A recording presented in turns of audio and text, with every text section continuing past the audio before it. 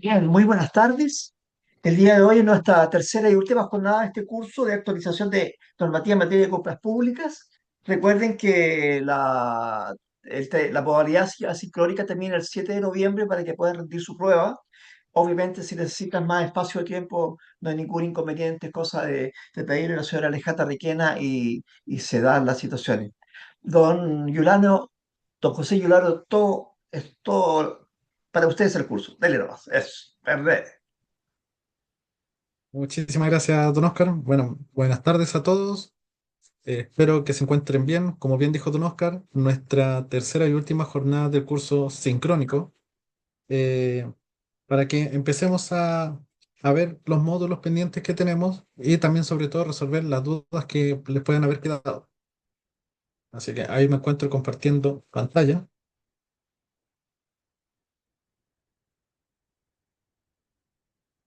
Hasta donde quedamos la clase del día de ayer. Eh, Adentrándonos ya en lo que es multa, reclamos, contratos, vimos cómo se podían aplicar las medidas sancionatorias. Y bueno, antes de continuar, no sé si es que hay alguien que haya quedado con alguna duda de lo que hemos visto, algo que complementar, algo que acotar, algo. Idealmente lo pueden hacer por medio del chat o habilitando el micrófono, no hay ningún problema. Les puedo dar el espacio para que conversemos algunas observaciones que pueden encontrar.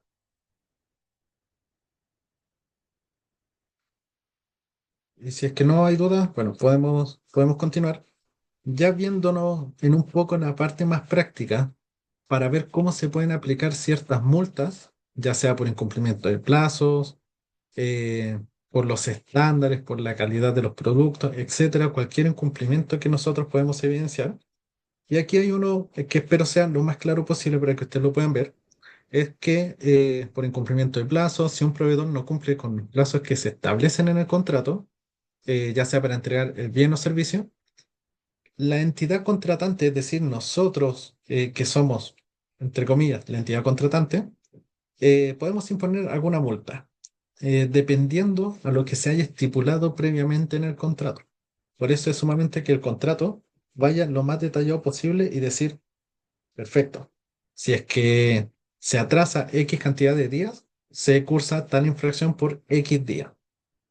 Ejemplo, un proveedor debe entregar una cantidad de material, por ejemplo, supongamos material de construcciones, en un plazo de 30 días y este se retrasa 10 días. Aquí ya me está generando básicamente un incumplimiento de contrato por el plazo, que es calculado en base a un porcentaje del valor total del contrato por día de retraso. Es decir, mientras más se atrasa, mayor va a ser el porcentaje calculado de la multa. Hay algunos, incluso en la práctica, puede que alguno me pueda complementar, me pueda corregir o me pueda decir, no sabe que no aplicamos este porcentaje, ocupamos uno mayor, ocupamos uno menor. Ejemplo, si el proveedor no entrega los productos a tiempo, podemos imponer una multa de hasta el 2% eh, del valor total del contrato por día de retraso. ¿Ya? No sé si es que ustedes cuando han hecho algún tipo de licitaciones o se han visto enfrentados básicamente ante un incumplimiento de plazos, han cursado un porcentaje mayor, han cursado un porcentaje menor. ¿Hay alguien que le haya sucedido esto en la práctica?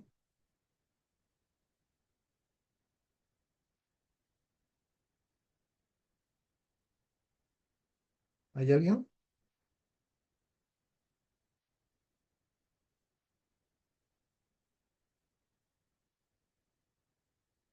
No. Bueno. em, Después tenemos como otro ejemplo de lo que son las multas, lo que es por el no cumplimiento de los estándares de calidad. Eh, Finalmente, aquí es donde se produce el control de calidad de nosotros como entidad contratante o como entidad compradora, eh, de que nos importa mucho la calidad del producto, que es básicamente por lo cual nosotros estamos pagando. También, si es que la calidad es menor o es inferior, por dar un ejemplo, tal vez en los repuestos de vehículos motorizados, nosotros estamos viendo el origen del producto, de qué procedencia es, y supongamos de que nosotros vemos un repuesto que sea de procedencia japonesa. Perfecto. un repuesto de procedencia japonesa, va a tener una buena calidad. Y si el proveedor nos está entregando un producto de procedencia china, del cual es una mala calidad eventualmente, ahí se estaría incurriendo con lo que es estándar de calidad, de que es inferior a lo cual nosotros estamos solicitando. Y también se ha dado muchas veces, o en algunas situaciones, cuando no se cumple con las especificaciones técnicas en el área de la construcción, de que nosotros podemos indicar, debe, debe contener, o debe ser, la verdad no me manejo mucho en el área de la construcción, eh, pero debe contener tales materiales o debe ser de X material la estructura. Eh, y ahora bien, es que no se hace de la forma, por ejemplo, por dar un nombre al azar, hormigón, hay un micrófono que está habilitado. Ahí creo que sí. Muchas gracias. Perdón, me adelanté. De que si no, por ejemplo, si nosotros indicamos que sea de hormigón y lo hacen de un material de otro, también no estaría cumpliendo con los estándares de calidad que nosotros estamos solicitando. Y ahí don Marcelo dice, ¿eso habría que dejarlo explícito en las bases técnicas? Sí, efectivamente, don Marcelo, eso se deja explícito, tanto ya sea el porcentaje de la multa y se debe especificar cuáles son los parámetros que debe cumplir. Por eso nuestro respaldo pasa a ser nuestro contrato, la licitación, las bases adjuntas, pasa a ser todo nuestro respaldo para decir, por ejemplo, permiso, don Marcelo, ¿lo puedo tomar de ejemplo para ver un poquito más práctico?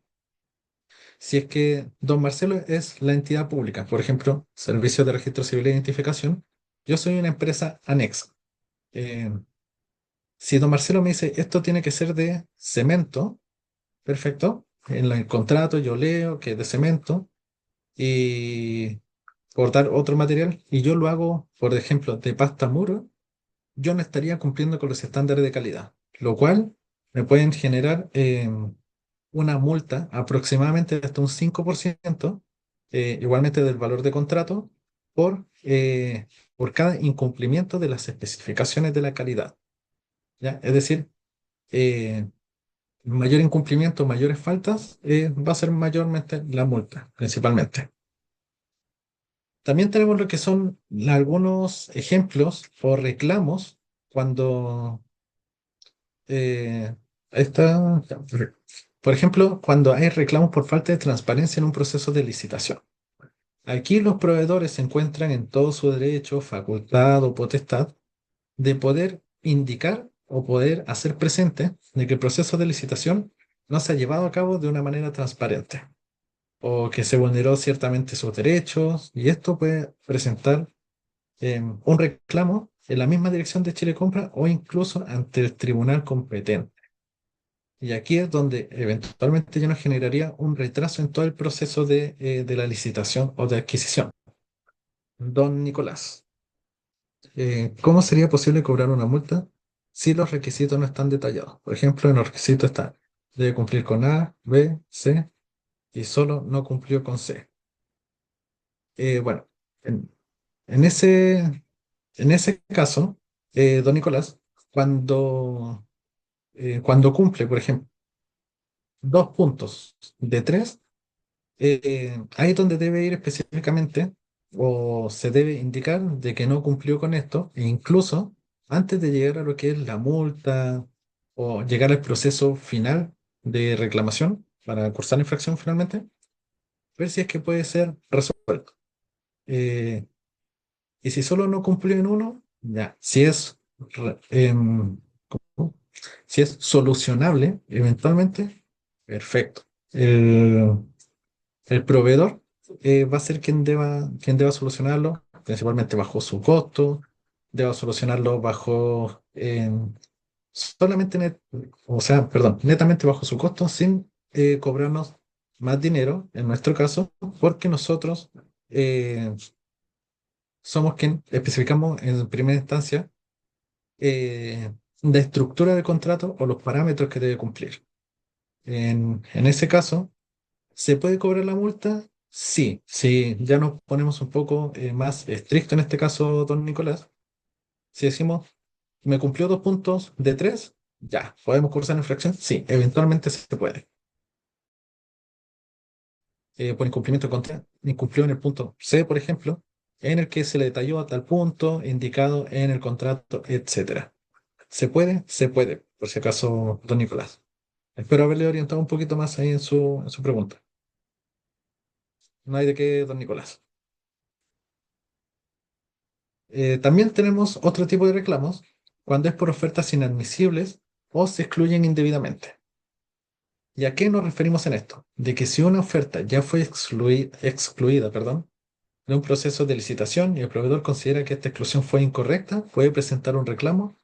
Efectivamente puede presentar un reclamo. Y aquí es donde lo que conversábamos el día de ayer y antes de ayer también, nos juega un papel sumamente importante al momento, por ejemplo, de elegir al proveedor. De decir, yo elijo a este proveedor por X motivo y dejo a estos dos proveedores fuera por X motivo. Y esa va a ser nuestro respaldo de decir, por las bases técnicas, ya sea por monto, ya sea por calidad, ya sea por disponibilidad, por tiempo de entrega, etcétera. Pero debe estar debidamente fundado. Y eso nos va a respaldar ante un reclamo por oferta inadmisible o excluida. ¿Ya? Eh, Después tenemos lo que son los reclamos por la resolución de un contrato. Aquí también puede ser de que un proveedor considera de que su reclamo, o sea, perdón, su contrato fue resuelto indebidamente, perdón, y aquí el proveedor puede alegar de que ha incumplido con las condiciones y que la resolución del contrato fue injustificada. Aquí, si nosotros ya empezamos a analizar, podemos ver que nosotros, tanto como entidad contratante o el otro lado, como proveedor, ambos podemos interponer ya sea una multa, un reclamo, eh, o informar ciertas situaciones por algún tipo de incumplimiento. Ejemplo, el proveedor nos va a presentar algún reclamo y nosotros ahí es donde depende mucho, más allá de la habilidad de saber estipular o saber explicar de por qué no se efectuó tal vez tal tipo de compra, por qué se realizó incluso por trato directo, por qué se hizo una licitación privada, etcétera. Porque ahí sí debe ir justificado, que es lo mismo que conversamos ayer de una resolución. La resolución va a ser principalmente un respaldo. También tenemos por el contrato, aquí ya nos adentramos a los contratos que podemos encontrarnos, ya sea en la práctica. Ejemplo, un contrato de suministro de bienes. Ejemplo, aquí traté por si acaso de ejemplificar cada caso, ya sea de contrato, multa o reclamos, para que les quede un poquito más claro, porque si bien nosotros lo podemos entender por el nombre, pero por el nombre tal vez no sabemos cómo aplicarlo, o incluso tal vez porque diga reclamo por la resolución de un contrato, nos podemos analizar o pensar, ya, ¿y qué me dice el reglamento? ¿Y qué me dice la ley? ¿Qué me dicen los decretos? Pero aquí también quise ejemplificárselo para ver si es que hay alguna situación similar y pueden decir, ah, perfecto, esto corresponde a un reclamo por oferta inadmisible u oferta o excluido indebidamente. Y así cada uno de los que tenemos aquí en la presentación. También dentro del material de la plataforma se encuentra detallado eh, con más extensión y de acuerdo a la normativa. Hay un micrófono abierto, creo mucho, no puedo visualizar quién tiene un micrófono habilitado. Y quienes tengan el micrófono habilitado, si los puedo molestar, si los silencio un momentito, por favor, para que no se escuchen ruido de fondo, por favor. No logro visualizar. Si alguien ve quiénes son,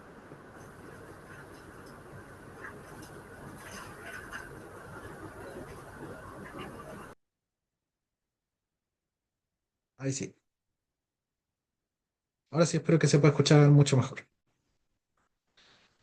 Eh, bueno, retomando, ya acá estamos viendo los contratos por suministro de bienes. Ejemplo, un municipio X firma un contrato con un proveedor para el suministro de uniformes para los empleados municipales. El contrato especifica la cantidad de uniformes, el precio por unidad, la fecha de entrega y las multas en caso de, de retraso en la entrega. Y ahí es donde nosotros especificamos desde un comienzo qué pasaría si es que el proveedor se demorase en, en entregarnos X producto, o qué pasaría por día de retraso, cuál sería el porcentaje. Y ahí por eso hacía la siguiente pregunta, si es que alguien se ha visto enfrentado o se ha visto en el caso de que ha habido un incumplimiento por plazo de entrega. Si es que alguien se ha visto y si nos pudiera compartir su experiencia sería maravilloso y sería súper bueno poder escuchar, porque también uno así puede ir complementando, puede ir mejorando ciertos procesos.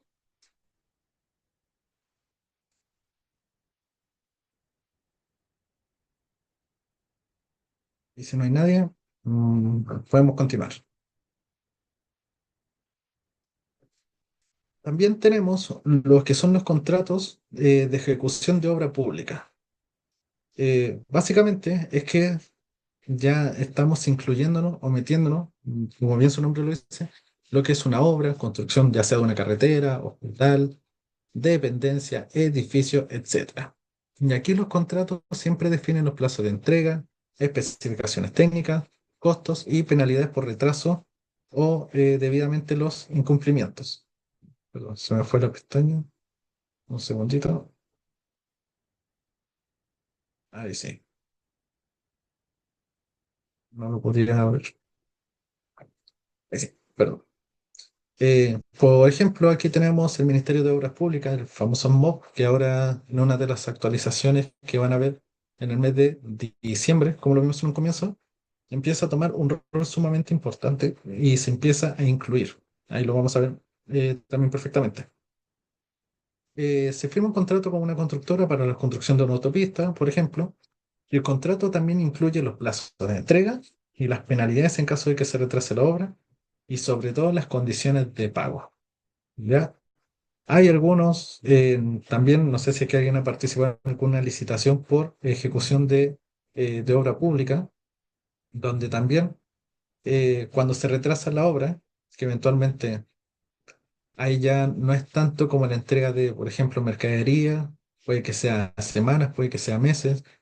En distintas ocasiones tal vez se puede retrasar 1 o 2 días, pero todo eso es netamente va estipulado en el contrato, ¿ya? Y las condiciones de pago también son las que nos van a indicar o a decir, por ejemplo, si el proveedor me solicita un 60% previo al inicio de la obra, em, si es que se puede o no, si debidamente el contrato me dice no, de que se le debe hacer el pago X porcentaje, o por ejemplo 30%, el proveedor me solicita un 60%, ya sería incumplimiento del contrato, ya estaría saliéndose de por lo menos de la regulación del contrato, el cual fue firmado por ambas partes. El contrato de prestación de servicios se utiliza principalmente cuando se necesitan algunos servicios, sea asesoría legal, consultoría, mantenimiento de equipos. Yo creo que alguno tiene que haber visto o haber presenciado lo que son mantenimiento de equipos, que nuestro sector ya es algo que con las nuevas tecnologías se mantiene constantemente.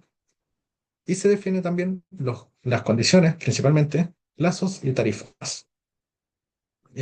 Por ejemplo, un servicio de salud pública firma un contrato con una empresa para la gestión de mantenimiento de sus equipos médicos. El contrato, perdón, detalla todas las condiciones de los servicios que se deben proporcionar, la tarifa mensual, procedimiento en caso de que no se realice de acuerdo con lo pactado, o incluso cuando hay intervención de terceras personas que no sea la misma empresa de mantenimiento. ¿Ya? Y aquí ya empezamos a incluirnos con algunas condiciones mínimas de la modalidad de compra.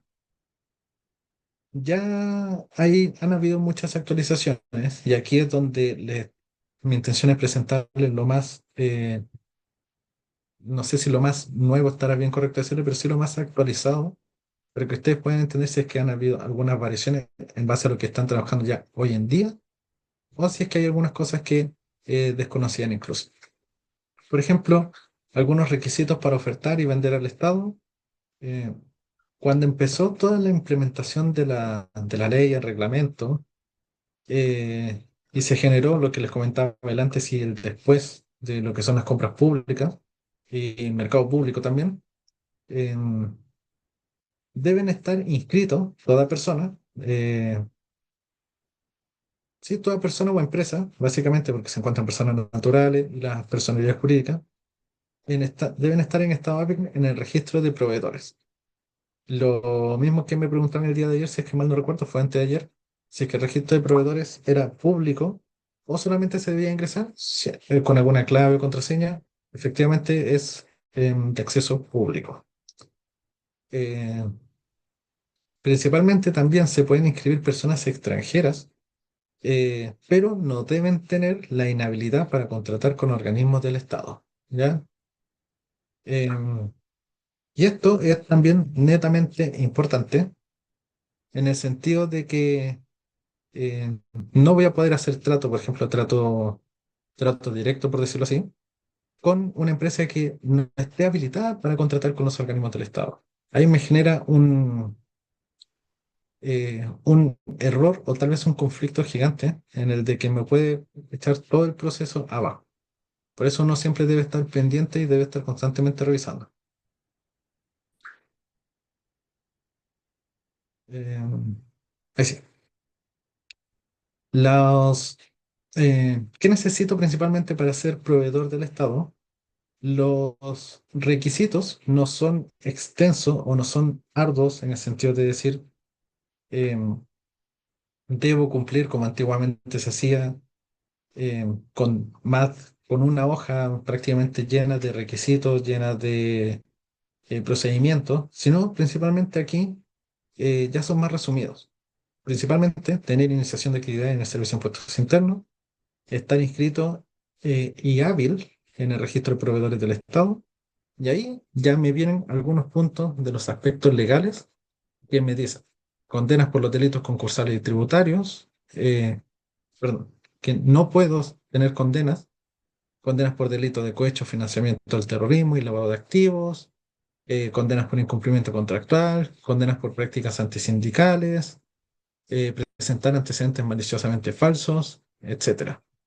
Principalmente estas son las cosas que a mí me inhabilitan como para poder inscribirme como proveedor del Estado.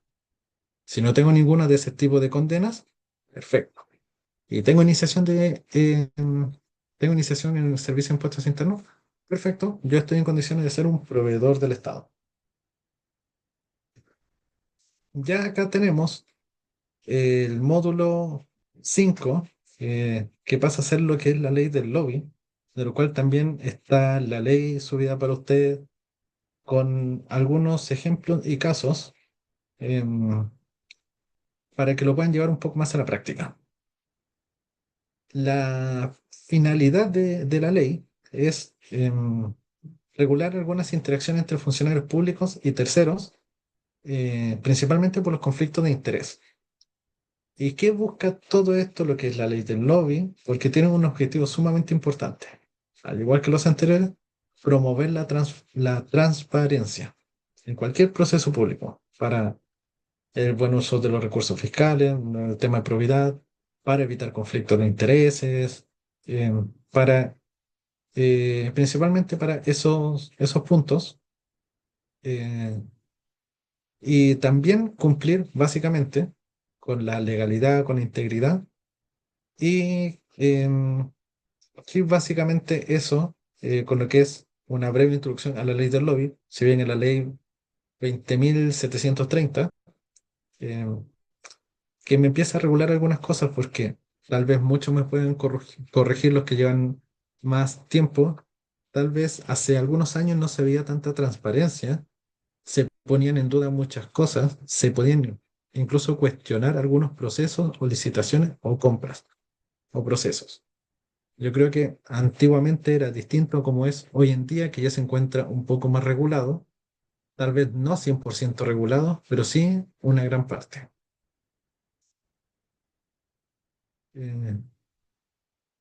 me gustaría saber si es que hay alguien que nos pudiese aportar o comentar de cómo era el proceso de compras antiguamente a cómo lo ha sido hoy en día, ya sea con las regulaciones o actualizaciones que han habido de la ley de compras públicas. Porque como les comentaba, yo no llevo 20 años, no llevo 15 años, yo llevo, sí, un par de años, he llevado varios procesos, sí, pero no está como saber cómo era hacia atrás, cómo era antes. Y por eso me gustaría conocer la experiencia, o si han encontrado que ha sido por mejor, si ha sido por peor, si hay cosas que mejorar, todavía siempre van a haber cosas que mejorar, pero me gustaría conocer la opinión de algunos de ustedes. Si es que, bueno, puede hacerlo por el chat, levantar la mano, habilitar el micrófono, sin problema, lo podríamos escuchar.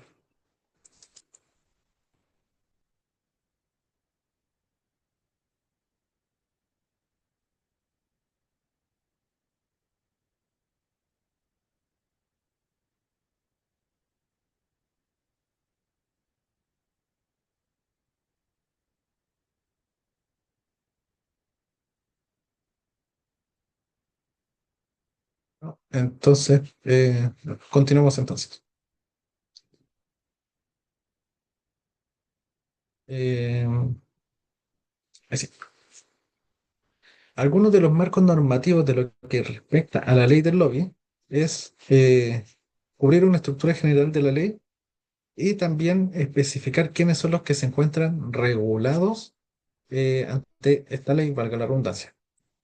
Eh, También dentro de lo que sean los funcionarios públicos, por ejemplo, todos nosotros, incluir a todos quienes tengan atribuciones de decisión en procesos administrativos y de compras públicas. Como vimos en un comienzo, prácticamente ya hoy en día nos encontramos todos dentro dentro de los parámetros o dentro del rango para Algo más participar allá. simplemente como requerente.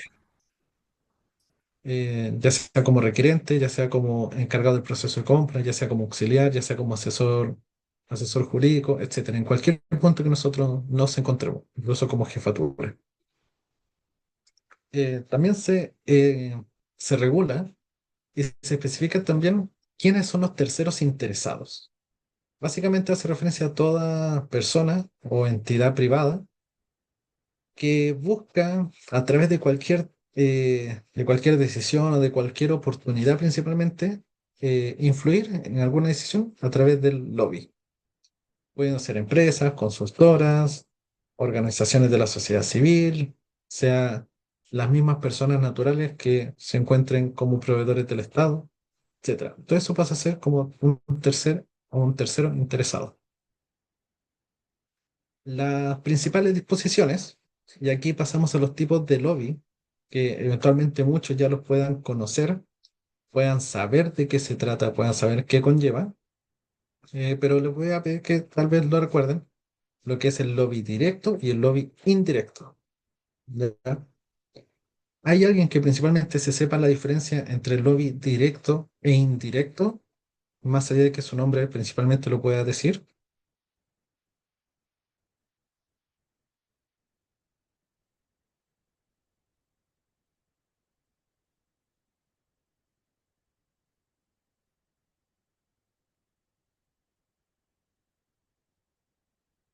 Ahí vamos a ver cuáles son las diferencias entre el lobby directo e indirecto. Eh,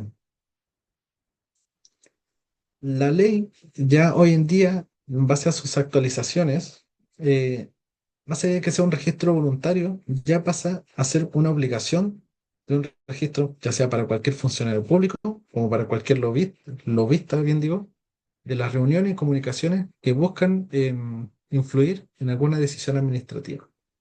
Es decir, generar alguna necesidad, ser como algún requirente, levantar alguna necesidad, teniendo algún, algún tipo de nexo con alguna empresa que pueda prestar ese servicio, si es que soy el encargado de compras, eh, preferir o tener preferencia con alguna empresa o con la empresa que me gustaría que participara. Dejar a otras empresas fuera del proceso solamente porque estoy eligiendo a una principal. sí me exige y me obliga a que todo acto sea transparente y sea publicado en el registro público del lobby, de que se encuentra abierto totalmente para para la ciudadanía. Lo que les comentaba recién, tenemos los tipos de lobby. El lobby directo eh,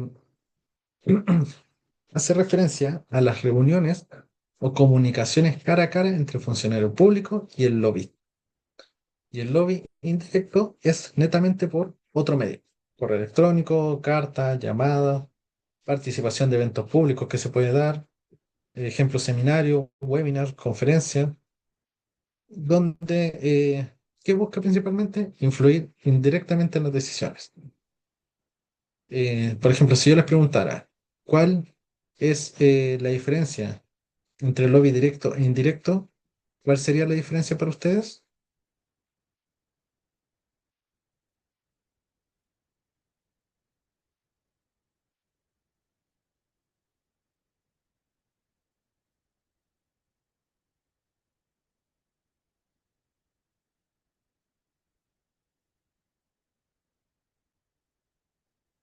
Los medios de comunicación. Efectivamente. Esa es la diferencia principal eh, de entre lobby directo e indirecto. Entonces, ese sería mi principal. Ahí voy a cambiar la presentación. Ahí sí,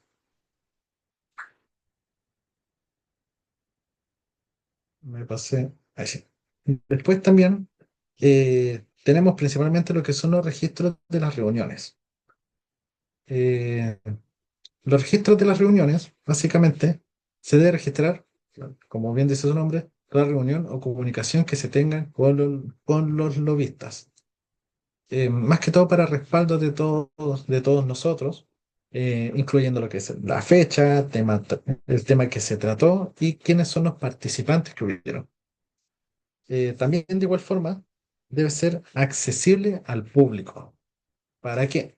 Para que cualquier persona o cualquier ciudadano pueda visualizarlo, pueda escucharlo y pueda saber de qué se está tratando. ¿Ya? Después tenemos lo que es la transparencia, de que todo funcionario público tiene la obligación de publicar toda reunión de lobby en un sistema público donde cualquier persona pueda tener libre acceso.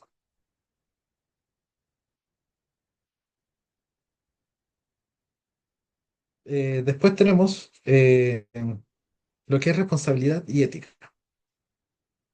Debemos entender de que nosotros como funcionarios públicos debemos ser imparciales y sobre todo transparentes en cada toma de decisiones. La ley también me dice que cualquier gestión de lobby debe estar debidamente registrada para evitar conflicto de interés. Ahora vamos al siguiente.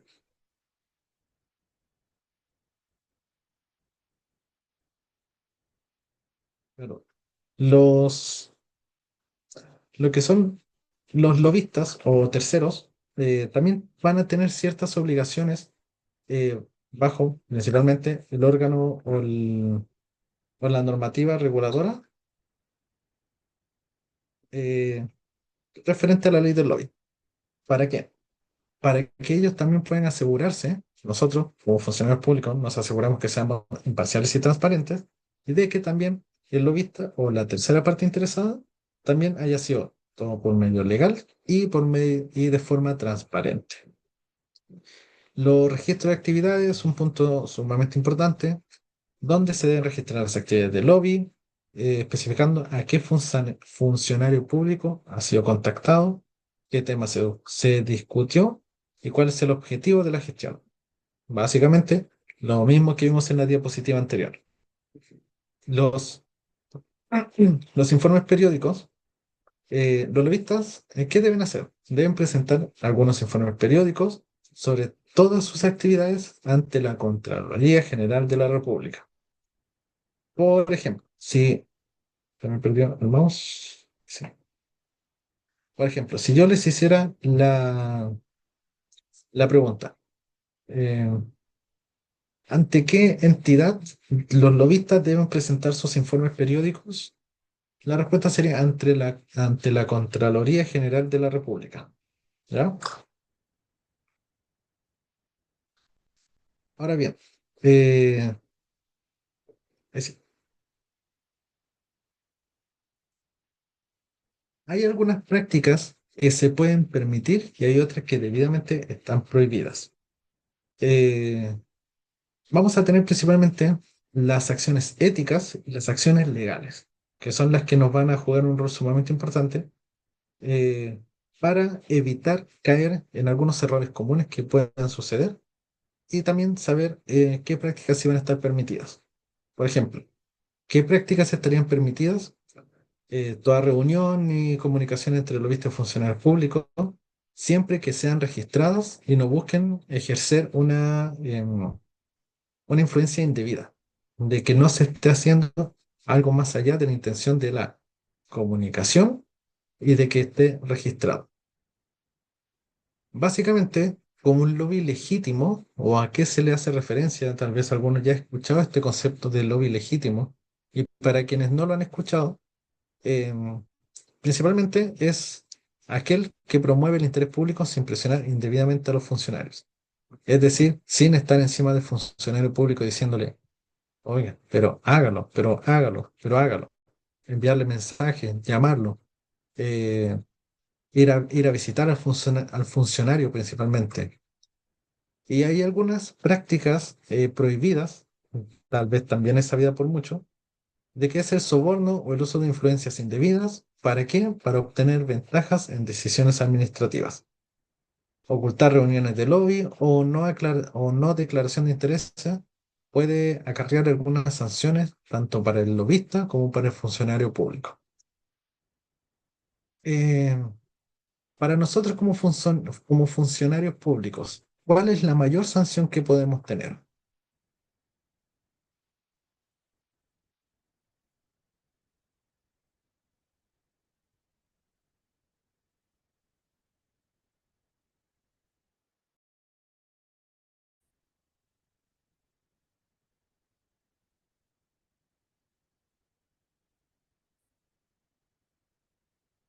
Estarán definidos en el estatuto administrativo. Exactamente, don Nicolás, la destitución.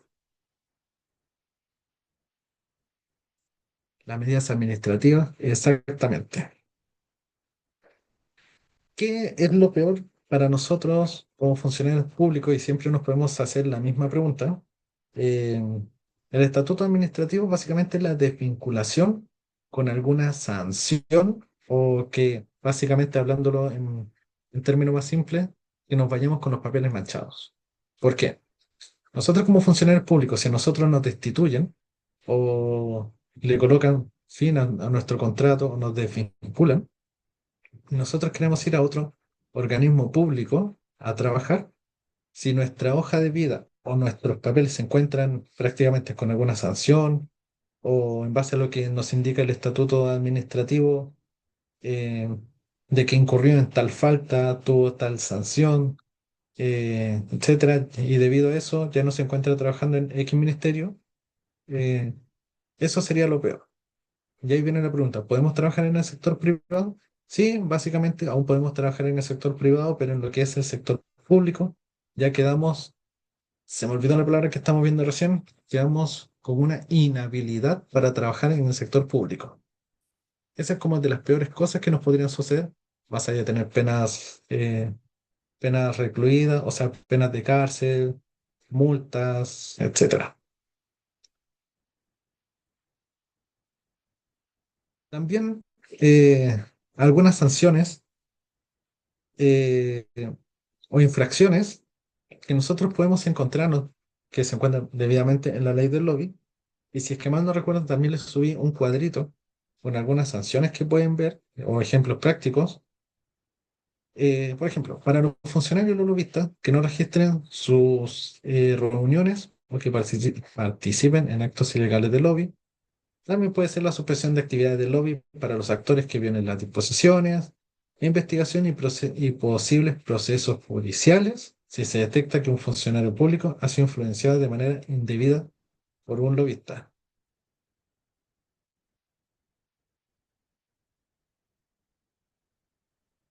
Aquí ya estamos pasando a otro punto y me gustaría saber si es que alguien ya ha tenido alguna pregunta, alguna observación, algo que no le haya quedado claro, si debo volver hacia atrás.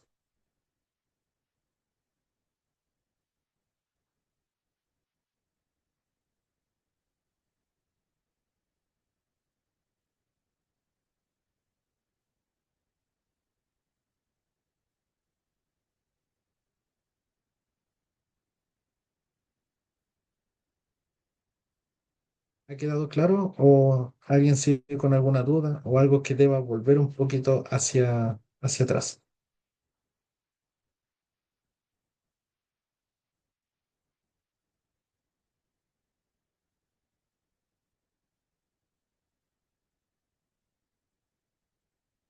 ¿Ninguna duda? Perfecto.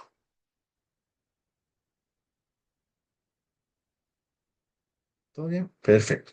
Ahora, antes de cerrar lo que es el proceso de lobby, si yo les hiciera eventualmente la siguiente pregunta.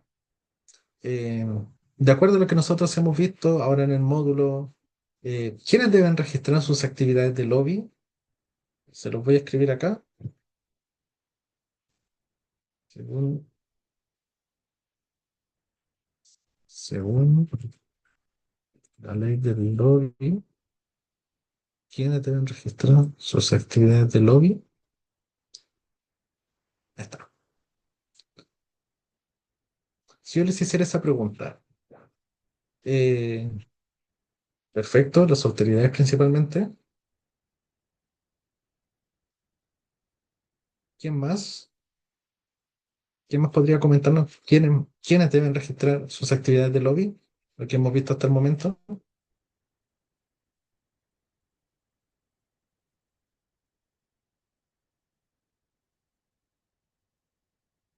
Ya. Eh, ¿Quiénes serían principalmente? ¿Quienes estén inscritos en la plataforma como sujeto de interés? Creo que es el concepto. Sí, efectivamente. Efectivamente, don Nicolás y don Suazo, sí, autoridades principalmente. Básicamente todo funcionario público, como todos lobistas, básicamente, que deban registrar todas sus actividades. Básicamente ese es como el concepto para que ustedes lo puedan tener claro si es que les preguntan. ¿Quiénes deben registrar sus actividades de lobby? Todos funcionarios públicos y todos lobistas. Nada más que eso. Aquí ya estamos pasando al otro punto que es la evaluación de ofertas, adjudicación y contratos.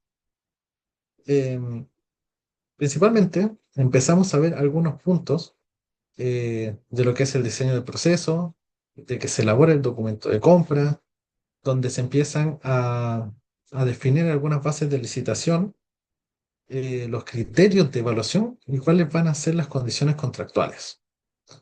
Vamos a ver también lo que es la publicación, evaluación y en el proceso de adjudicación del proceso o de la compra. Eh, y aquí hay tres conceptos que sí es importante conocerlos y entenderlos, referente a lo que es la publicación, por ejemplo, que hace referencia a la difusión del proceso de compra en el sistema de información de compras y contrataciones públicas. Después tenemos lo que es la evaluación, que básicamente es analizar las ofertas recibidas. ¿En base a qué? En base a la necesidad que yo tengo como organismo público, en base a los criterios o en base a lo que yo necesito, ¿ya? Y finalmente tenemos lo que es la adjudicación, que la adjudicación contempla principalmente cuando yo, por ejemplo, como encargado de compra o auxiliar o etcétera, selecciono al proveedor que me presenta la oferta más conveniente, ya sea en base a precio, ya sea en base a calidad, ya sea en base a los mismos tiempos de disponibilidad que pudimos ver. Después tenemos también lo que es la gestión de contrato, que es la supervisión de la ejecución del contrato, donde se asegura que se cumplan todos los términos pactados y la correcta entrega de los bienes o servicios, es decir, la recepción, de que, ejemplo, viene el proveedor y me entregó, por ejemplo, puede ser mercadería, supongamos que son víveres, o sea, verdura, siendo un poquito más específico, de que el proveedor vino el día o vino dentro del plazo establecido y me entregó efectivamente lo que correspondía en base al peso, en base a la cantidad, en base a los elementos solicitados. Yo posteriormente hago la recepción conforme de los elementos y finalmente se ejecuta lo que es el proceso de pago. Distinto fuera si es que el proveedor se atrasa en los días de entrega, si el proveedor no me entrega correctamente. Ejemplo, si yo solicité 100 kilos de papa y me están trayendo 98 kilos, ya me está trayendo menos. O por ejemplo, em, me trae, bueno, tal vez si trae de más. En mi caso, en la práctica, generalmente hay pequeñas diferencias de peso. Nosotros podemos solicitar 100 kilos de papa y tenemos al momento de pesarlo, de hacer el pesaje, 99,99, ya queda principalmente a criterio de la persona de quien recepciona, de si eso lo rechaza o si lo acepta. Eh, en mi caso, que me ha tocado hacer la recepción de elementos así, cuando solicito, por ejemplo, 50 kilos, me llegan 49,99, aún así lo recepciono y recibo conforme base a la cantidad. Distinto fuera si yo solicito 50 y me traen 30, ahí ya eventualmente me genera una diferencia. ¿Ya? Mm, ahí está. Después tenemos algunos criterios que nosotros debemos evaluar, ¿no? Y también es principal eh, de que nosotros sepamos cuáles son algunos criterios o cuáles son los criterios que debemos evaluar. Más allá de que una de las prioridades sea el precio, de que también podamos evaluar el plazo de entrega, la experiencia que lleva X empresa en el rubro, la asistencia técnica o soporte, servicio postventa, la metodología de trabajo, la calidad técnica, etcétera. Como bien les comentaba, me ha tocado participar en algunos procesos y, por ejemplo, para lo que es vehículo, más allá de enfocarnos en el precio, nos enfocamos en la calidad técnica y en el plazo de entrega. Em, ya que no nos sirve o más allá no se ajusta a nuestras consideraciones lo que es el precio más barato si va a ser el producto con una menor calidad, de que va a ser con una calidad inferior. Los plazos de entrega también nos juegan un rol sumamente importante de que un proveedor si nos dice, lo tengo disponible, lo que les comentaba ayer, en 60 días, eh, otro que lo tenga tal vez por una pequeña diferencia de precio en 2 días, en 24 horas.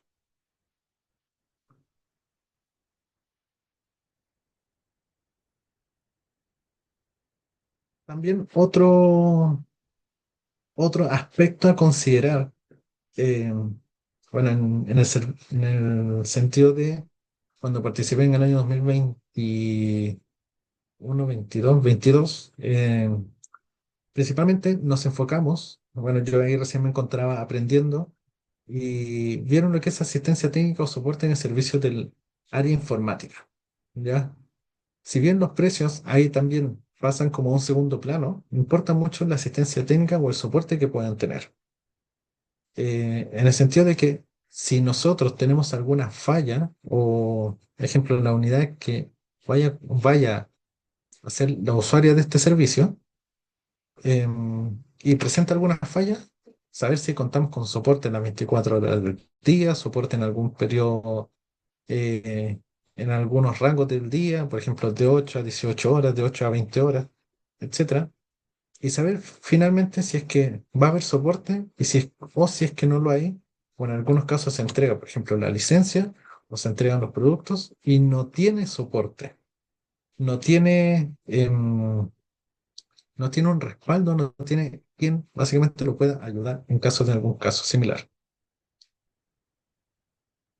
acá también dentro de las actualizaciones, cuando nosotros hacemos este tipo de evaluaciones, tenemos algunas características generales, obviamente entendiéndose que cada caso es un caso, que es la formalización del acuerdo. El contrato, como se los mencioné en un momentito atrás, hacia atrás, perdón, es el que formaliza nuestro acuerdo. Es decir, es la confirmación. Nosotros al momento de firmar el contrato, es como nuestro contrato de trabajo. Cuando nosotros firmamos el contrato, nos dice, perfecto, o como cuando uno va a trabajar, perdón, el ejemplo, cuando uno comienza a trabajar, esa es la confirmación de que nosotros ya tenemos básicamente la, nos incorporamos a trabajar. Y ahí tengo dos preguntas. Eh, ¿Dónde deben los lobistas registrar sus actividades? Don M. Bastías, sí, bueno, ¿dónde se deben registrar? Principalmente esto lo deben hacer presente o lo deben informar a la Contraloría, perdón, General de la República. En la página de la CGR, www.cgr.cl, ahí deben hacer registro de sus actividades. Y don F. Albarat, eh, con respecto al decreto 661 y o directivas, ¿los criterios de sustentabilidad son obligatorios? Sí. En base a las nuevas actualizaciones o a los nuevos lineamientos con las normas internacionales, sí, ya pasa a ser obligatorio los criterios de sustentabilidad. Ya pasa a ser obligatorio. Hace un par de años, si es que mal no tengo entendido, era opcional, ya hoy en día pasa a ser un tema obligatorio. Que se debe velar tanto buen uso de los recursos fiscales, con el medio ambiente y todo eso. ¿Por qué surge? Surge también con los lineamientos de las normas ISO que vimos el día de ayer para, eh, para cumplir con los lineamientos o con los estándares, mejor dicho. No sé si orienté o les puede responder las dos preguntas que me habían hecho. Y si es que no, se los puedo volver a explicar o se los complemento un poco más.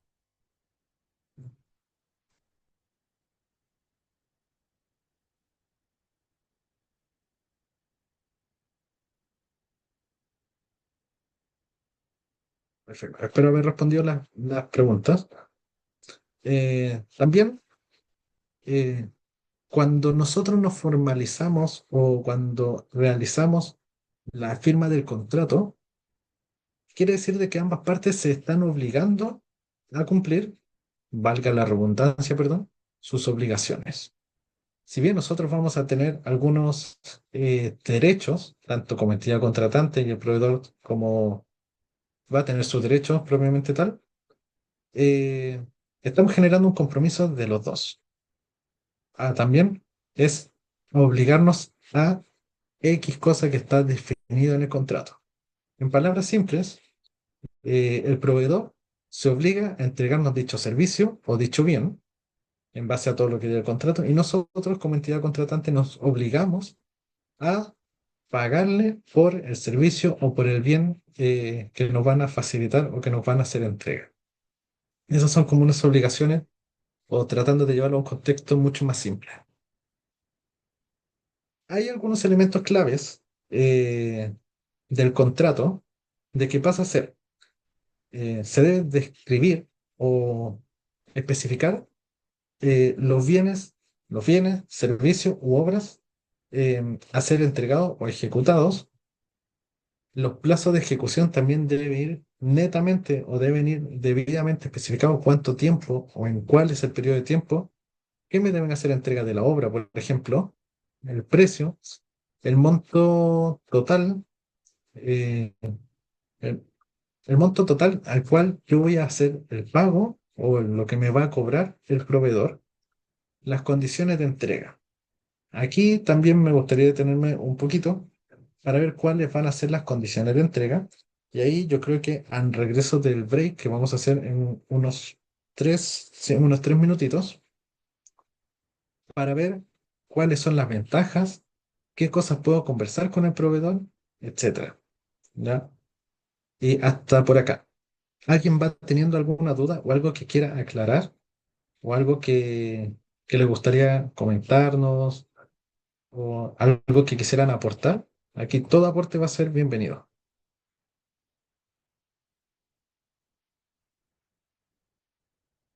O efectivamente les va quedando claro todo esto. Hola, José. José. ¿Sí? ¿Don Fernando? Sí, correcto. Sí, ¿cómo está? Una consulta que me quedó bien. Bueno, saludo a todos, a los colegas.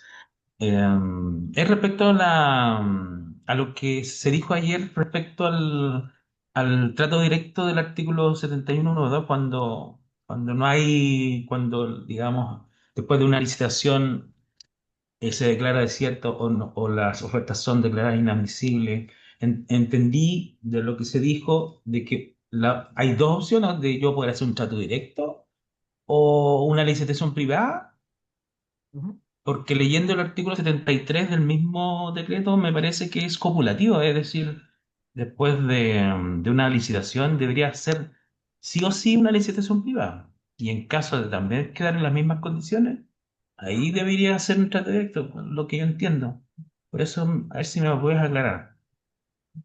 Sí, efectivamente, don Fernando, muy buen alcance. Eh, si bien nos está obligando como a un proceso, o más allá de obligarnos de decirnos, eh, ejecute la licitación privada primero o ejecute un trato directo, eh, ahí es lo que comentaba. La teoría puede ser, nos puede indicar una cosa y la práctica nos puede orientar a otra parte.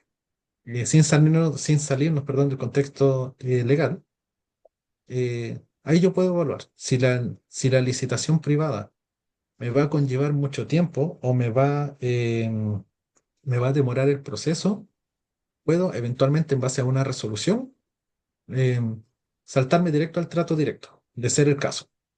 O si es que no, puedo hacerlo, como usted bien dijo, la licitación privada y posteriormente el trato directo de ser viable.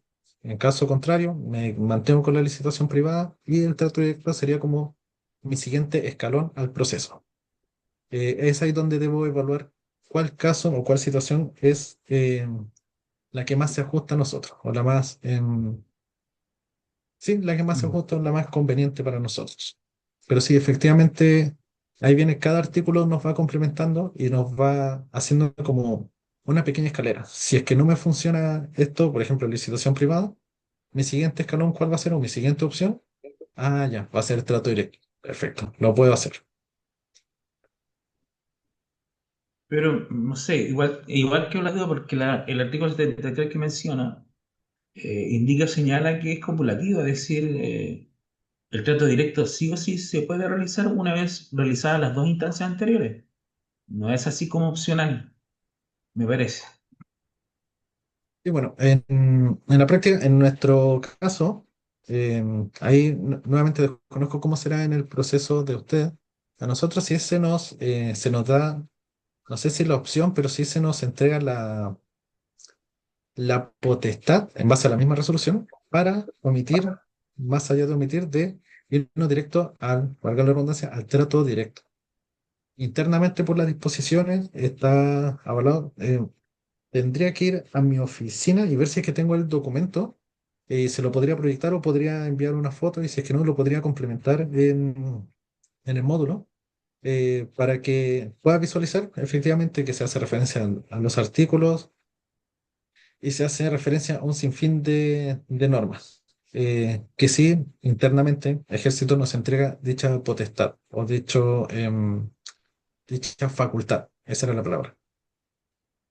Mira, mira, José, ahí lo que hace es copiar lo que dice el punto número 2 del artículo 73 y me parece, no sé, me Si parece a mí habiendo, claro.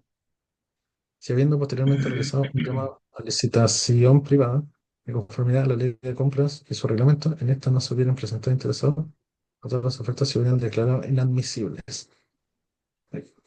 Bueno, me fui así. Pero velo después, pues, si contra si la idea es que aclaremos el tema. Sí, sí, por supuesto. Yo ahora voy a, bueno, si es que alcanzo en estos minutitos, le podría traer el documento y si es que no, eh, se la voy a responder. Le voy a dejar clara su pregunta a don Fernando porque me parece sumamente interesante.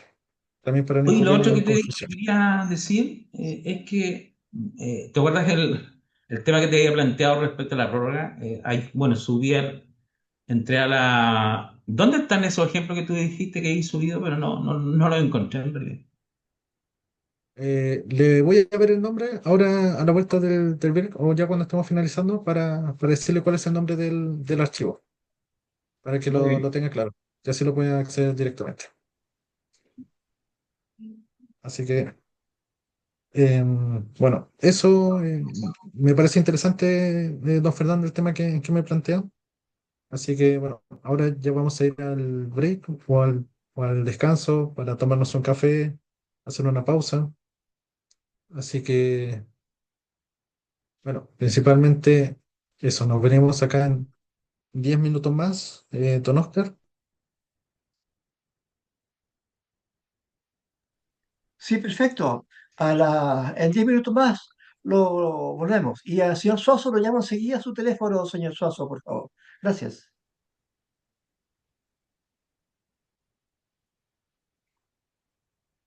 Ok, ahí estamos. Voy a iniciar nomás, don José. Perfecto, muchísimas gracias, don Oscar. Ya, ahora sí. Ahí está. Eh, bueno, ahora sí. Don Fernando, fui y, bueno, la oficina estaba cerrada, así que no pude traer el documento, así que lo voy a buscar y se lo voy a compartir por lo menos el extracto para que puedan ver en nuestro caso interno cómo es el proceso o cuáles son las bases de los respaldos. Y acá estoy viendo algunos comentarios. Em, una vez cumplidos los supuestos anteriores, eh, don, don Carlos, me parece, si es que mal no recuerdo, la entidad estará habilitada para proceder con la contratación directa, debiendo utilizar la misma base de la licitación pública anterior. Si en cualquiera de estas etapas las bases son modificadas, deberá llevarse a cabo una nueva licitación pública. Esto se indica en el artículo 73.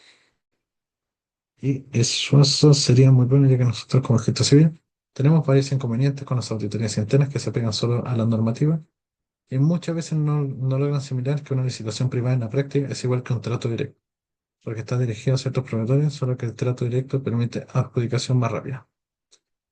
Bueno, efectivamente acá ya estamos teniendo algunos alcances y algunos puntos de vista y sobre todo las realidades. Em, principalmente, perdón, de, eh, de cuándo empezar a ejercer un trato directo, licitación privada, o algunos puntos sumamente importantes que, bueno, como comentábamos, la norma nos puede nos puede indicar un punto sumamente importante, o la norma nos puede indicar que debemos realizar tal procedimiento, pero en la práctica es totalmente distinto. Y como bien dice, cuando se mantienen auditorías internas, se apegan solo a la normativa y efectivamente, particularmente en mi caso, me pasa también de que cuando tenemos auditorías, em, se apegan mucho a la normativa y sobre todo a los reglamentos o incluso circulares u órdenes para nuestras áreas, de que se terminan apegando demasiado a eso, pero la diferencia de, de tales regulaciones es que se basan muchas veces en la teoría y no muchas veces en la práctica. En la práctica ya tenemos otros puntos, tenemos distintas formas, se notan otras situaciones anexas que tal vez la normativa no nos indica, pero ese punto eh, sería bueno conversarlo. eh, y bueno, el documento, si es que es de utilidad para ustedes, les puede servir incluso como respaldo o tal vez como ejemplo para que ustedes mismos puedan tener alguna regulación interna o algo, tal vez como servicios de registro civil o no sé, como entidades regionales disculpando la ignorancia, ¿cómo se llama cuando tienen por regiones, por direcciones? ¿Cuál es el nombre? Disculpando la ignorancia, más que todo. Desconozco eso. Direcciones regionales. ¿Dirección regional? Perfecto. Muchas gracias, don Fernando. Para que tal vez por direcciones regionales, si es que tienen, ejemplo, la potestad o la facultad y la autoridad para emitir algunas disposiciones así. En nuestro caso, se nos da, pero generalmente nuestras disposiciones son emanadas desde nuestro escalón superior, nuestro escalón máximo, y es distribuida a las distintas unidades a lo largo de todo Chile. Ese es como nuestro caso en la práctica. Bueno, continuando con los puntos que vimos y para dejarlo pendiente de los casos puntuales que les debo comentar a don Fernando el nombre del archivo, ahí se lo voy a hacer presente. Eh, Creo que esta ya la vimos, eh, la formalización del acuerdo, los elementos clave y ahí está. Perdón, esto es algo que yo les iba a hacer presente, eh, más allá de que si bien uno no puede indicar, por ejemplo, eh, cuál es el detalle de los bienes, ejemplo, un punto sumamente importante, incluso sabido por muchos, eh, de que no pueden colocar la marca específica de lo que ustedes necesitan. Un caso muy puntual de lo cual he tenido y he vivido y he evidenciado también. Por ejemplo, nosotros tenemos unidades caninas y por ende se entiende que eh, tenemos perros. Y para hacer la compra o la adquisición de los elementos para ellos, nosotros no podemos colocar de que necesitan, por dar un ejemplo, marca Pedigree, de que queremos marca Dog Chow, de que queremos marca a cuenta, por dar nombres así. Pero sí que sucede de que nosotros podemos colocar el detalle en base a los ingredientes y contenidos nutricionales, en el cual nosotros podemos indicar, sí, debe tener proteína. La verdad, no estoy muy familiarizado 100%, pero es proteína vegetal, proteína de pollo, de que debe tener X vitamina, X proteína, X cantidad de calorías, etcétera. Sí se puede hacer, pero no podemos indicar una marca en específico, ¿ya? Al igual de que no podemos hacer incluso la adquisición de para vehículos motorizados de los repuestos originales, ¿ya? Eso es algo que nos restringe un poco más, pero sí debemos ajustarnos en este sentido a lo que se nos pueda ofrecer, que sí o sí no debe ser el mismo original, o que incluso no debe superar el valor de tasación fiscal del vehículo, diferenciándose el valor comercial o el valor fiscal. Después, eh, lo que tiene que ver con el cumplimiento normativo. Básicamente, regularnos y cumplir con toda la normativa vigente, seguridad jurídica y todas las disposiciones de la ley a contratación pública. Considerar, recuerden, cuáles son los tres puntos que se deben considerar. Lo que sea principio de probidad, transparencia y responsabilidad. Son tres, para que lo tengan presente. Y, por ejemplo, si viéramos algunos tipos de contratos en compras públicas, eh, como bien vimos en el contrato de suministro, hace referencia a la entrega de productos o bienes específicos. Contrato de obra pública es más que todo ejecución de obras. Algunos ejemplos sumamente comunes: edificios, carreteras, infraestructura, etcétera. Todo lo que tenga que ver con una obra.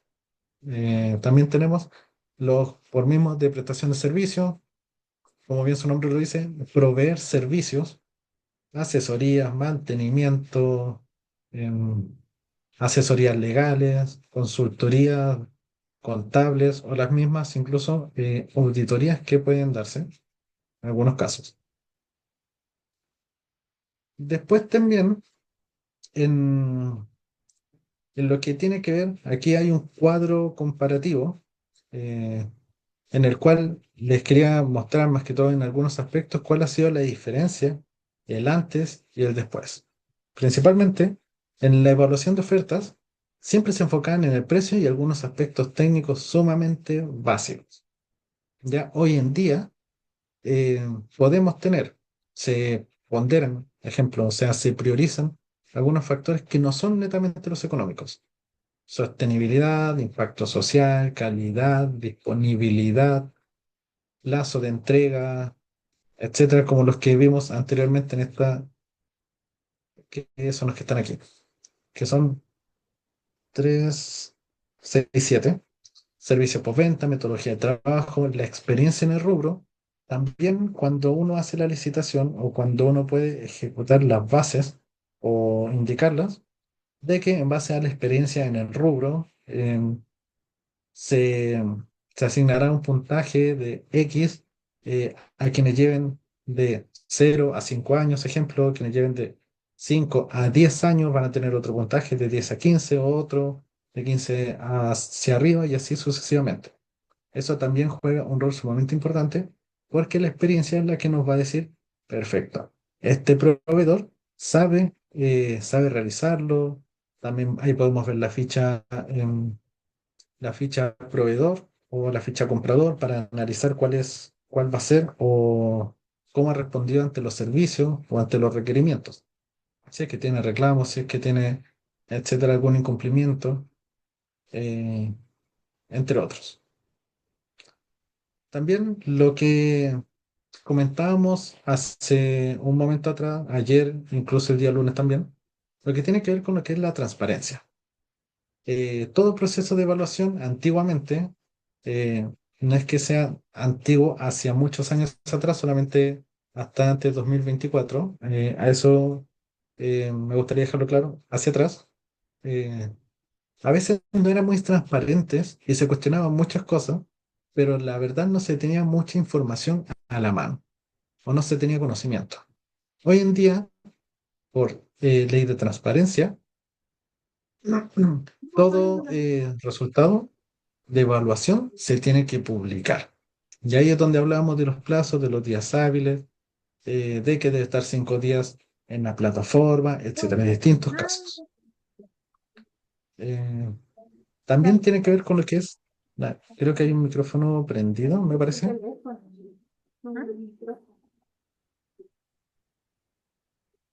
Ahí sí. Muchísimas gracias. Tenemos que ver con lo que es la adjudicación. En algunos casos, cuando se adjudicaban contratos podía ser un poco opaco en el sentido de que no era tan transparente que va de la mano con el punto anterior. Y ya hoy en día se enfoca mucho en lo que es la probidad. Más allá de decir no ha sido transparente, también tiene que ir de la mano mucho con lo que es probidad.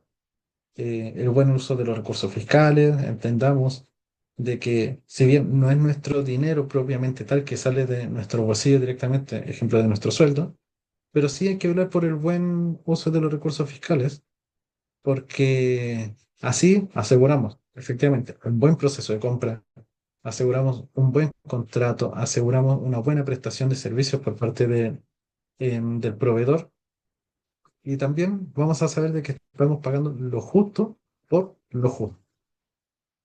También los plazos, eh, cuando dependían cierta complejidad eh, o algunos puntos sumamente importantes, los plazos no era de que dijera, por dar un ejemplo, de aquí a 30 días, de aquí a 24 horas, de aquí a 48 horas, que solamente lo decide el proveedor y nosotros, como entidad contratante o como entidad pública, nos debíamos ajustar a lo que nos entregaba el proveedor. Y también va de la mano mucho con el proceso, las modalidades, perdón, de que ya los plazos hoy en día se encuentran más estandarizados, se encuentran más regulados. Y también suele ser un poco más rápidos. ¿Para qué? Para la agilización de la compra pública. ¿Y qué pasa si es que el proveedor no cumple? Como vimos anterior, el proveedor em, va a ser multado o va a ser sancionado. ¿Ya? Por eso, bajo esa presión o bajo ese esa obligación de cumplimiento que debe hacer el proveedor es que se debe ajustar a los tiempos o a lo que nosotros podemos indicar. Las modalidades de compra, eh, antiguamente o anteriormente, yo creo de que existían pocos criterios para lo que son los tratos directos. Eh, las modalidades eran un poco más limitadas y ya hoy en día tenemos un poco más definido, por ejemplo, la subasta inversa electrónica, la que vimos, la compra ágil, tenemos licitación privada, etcétera. Ya se están como, más allá de que estén reguladas, se va especificando cada, cada caso es el que me aplica, cada caso es el que yo debo realizar y ejecutar. Las garantías, mm, en su punto o en su momento, las garantías no eran siempre tan claras o eran un poco más estrictas, en el sentido de que se debía dar cumplimiento al contrato, no teníamos las garantías de respaldo y también ya lo que ha sido hoy en día con las actualizaciones, las garantías, o sea, se exigen garantías claras. ¿Para qué? Para que el contrato pueda ser cumplido y así ninguna parte tenga algún incumplimiento del contrato.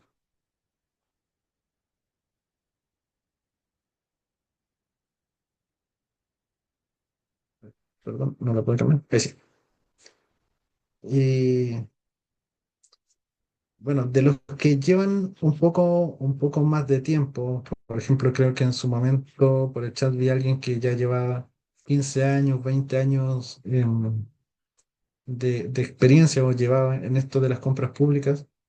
Me gustaría, no sé, saber cuál ha sido, bueno, principalmente el desafío, cómo era antes el proceso de las compras públicas a cómo lo encuentran hoy en día. No sé si es que hay alguien que nos pudiera comentar cuál ha sido su experiencia, qué otra la, la hacen. ¿O se puede explicar eso de las garantías claras? Antes, hasta el 2024, no lo es. Sí, bueno, principalmente se daba de que, al igual que los contratos o al momento de hacer una evaluación de oferta, no se especificaba a grandes rasgos cuáles iban a ser las garantías. Ya hoy en día, en lo que es el contrato, en lo que son las bases de licitación, en todo el proceso, las garantías sí deben ir claras y muy bien definidas, ¿ya? No es que, disculpando la expresión, vaya a quedar en el aire. Antes sí podía quedar en el aire y ahí es donde estaba preguntando si es que alguien nos podía comentar su experiencia, también para aclarar estos puntos. Eh, en el sentido de que tal vez por desconocimiento, tal vez porque no estaba regulado, tal vez porque no teníamos una ley más allá o un reglamento que nos dijera las garantías deben estar debidamente definidas o netamente es. No sé si es que alguien también nos podría aportar con esa parte de lo que eran incluso las garantías hasta hace un par de años atrás.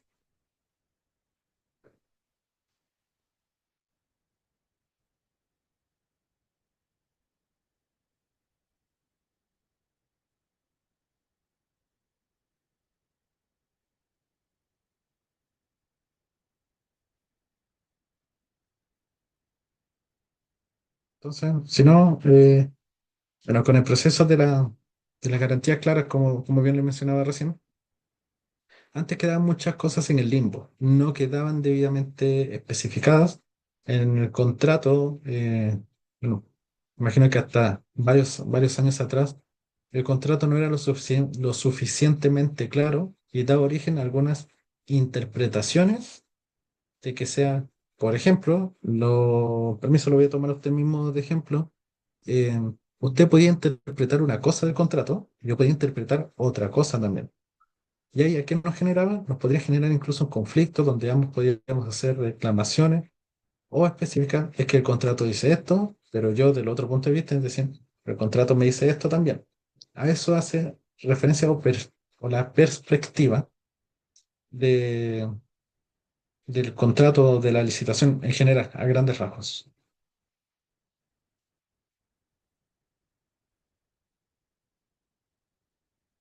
Perdón, me ingresé a lo mismo que son. No lo puedo sacar. Ahí sí, perdón. Es decir, no, no podía.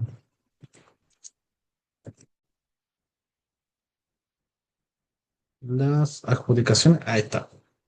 Pero antes de la reforma, o dentro de nuestro gran paso a la ley de compras públicas, principalmente lo que era la adjudicación y formalización, eh, antes, una vez adjudicado a la licitación o adjudicado el proyecto, el contrato se firmaba por ambas partes, efectivamente.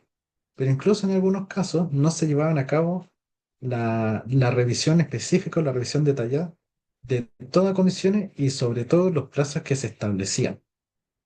Y ahí se podía incurrir muchas veces alguna multa o alguna infracción, algún reclamo, etcétera, porque debidamente no estaba definido o establecido claramente.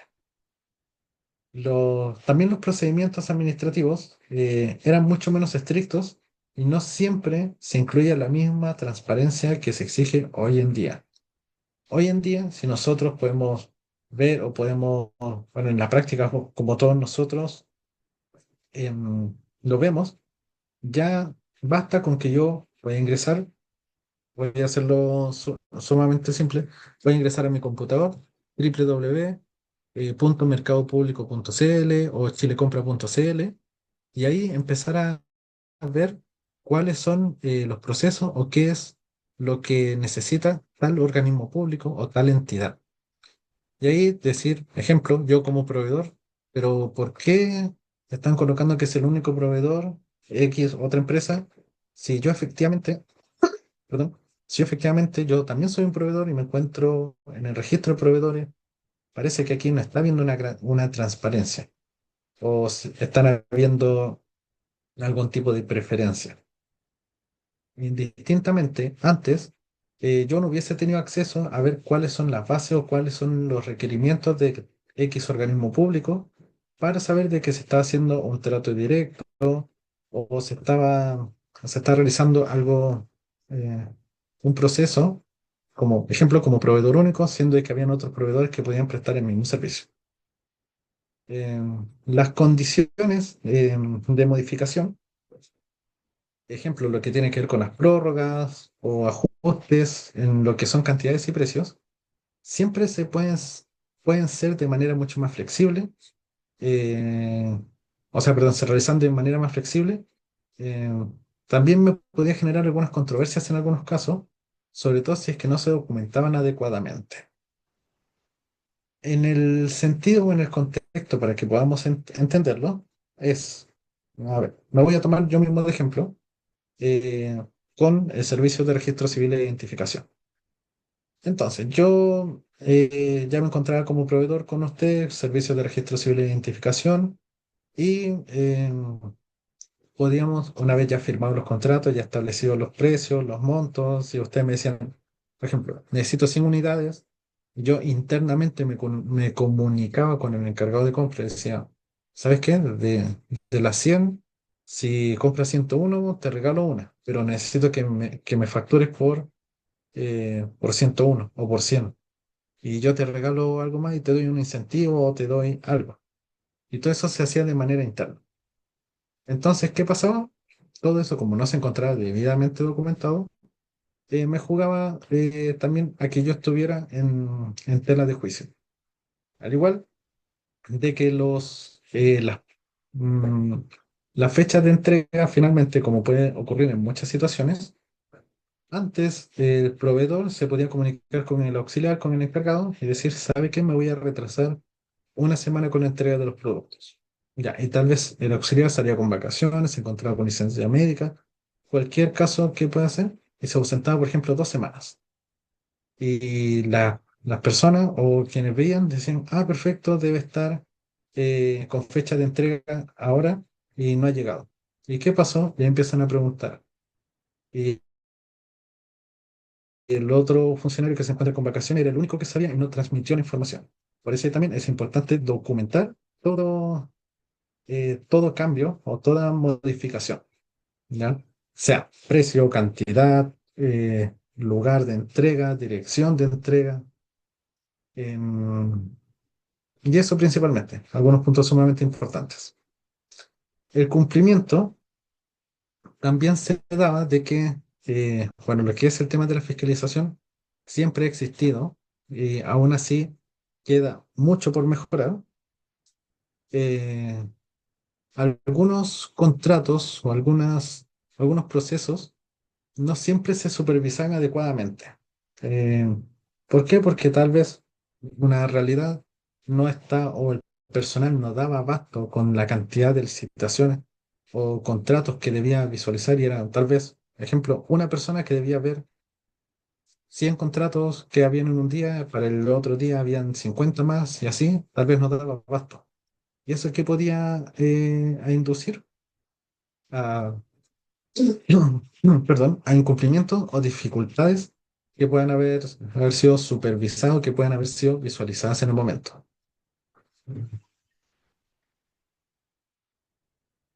No me cambia.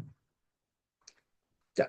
Y aquí, bueno, les voy a pedir un poquito de participación en este sentido de algunos errores comunes en la adjudicación de contratos, ya sea por el chat, ya sea por el micrófono, de que puedan comentarnos algunos errores comunes que ustedes puedan haber evidenciado y que podamos coincidir en algunos que también están aquí anotados en la presentación.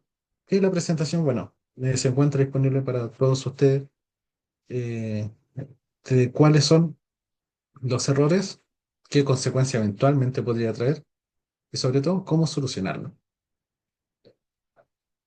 Recordemos que aquí todos hemos cometido errores, podemos cometer errores, o tal vez hay alguien que nunca cometió errores. En mi caso, yo he cometido errores. Y también es importante saber cuál es la consecuencia, aunque tal vez uno diga, no, sabe que no era tan grave, pero sí también evaluar la consecuencia y cuál es la solución, que eso es lo más importante de todo, saber cómo solucionarlo.